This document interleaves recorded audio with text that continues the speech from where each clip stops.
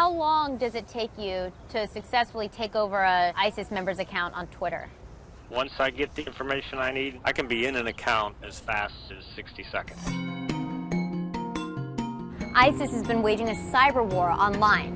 Then there are the folks that are fighting against ISIS, and these guys aren't doing it legally. They're hackers.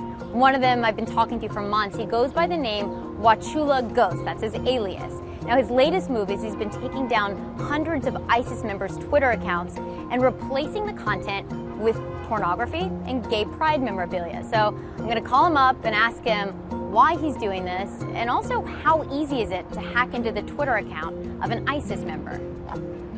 Hello? Hey, Lori, how you doing? What exactly have you been doing with ISIS accounts?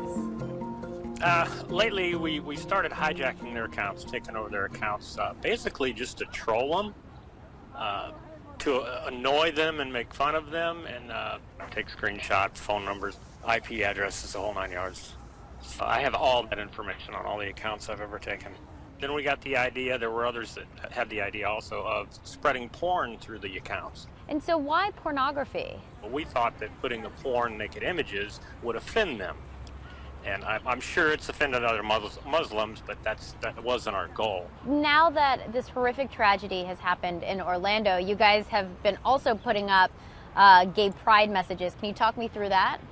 I saw the news, and you had all those people, those innocent lives that were lost, and all the people, everyone was mourning. And I just felt there was something I could do, so I took their images, their flags, and I left a message on a lot of the accounts in support of gay pride. So how sophisticated are some of the ISIS members that you're kind of going up against? Technically, I've seen 10-year-olds smarter. Would you call yourself a sophisticated hacker? I'd say your average Joe. What do you say to the government argument? Folks in national security will say, well, we keep these Twitter accounts up so we can monitor, and so we can, get any clues as to who these people are and where they are, and taking them down actually does harm. Whenever we take that account and we expose that information, it's out there. I've had a couple of different countries that have got cyber intelligence companies that have told me to keep it up, to keep putting that information public, because they are using it. What in you causes you to wake up every morning, go to your day job, come home, and then hack? It's time, I think, the world starts to stand up and starts doing their own part, or anything they can. We're trying to get them off social media. If the social media people like Facebook, Twitter, and Instagram, if they would step up and do a little bit more to keep them offline, it'd help. You don't believe that the government is doing enough? You don't believe that the social networks are doing enough? If social networks were doing enough, we wouldn't be on there doing what we're doing.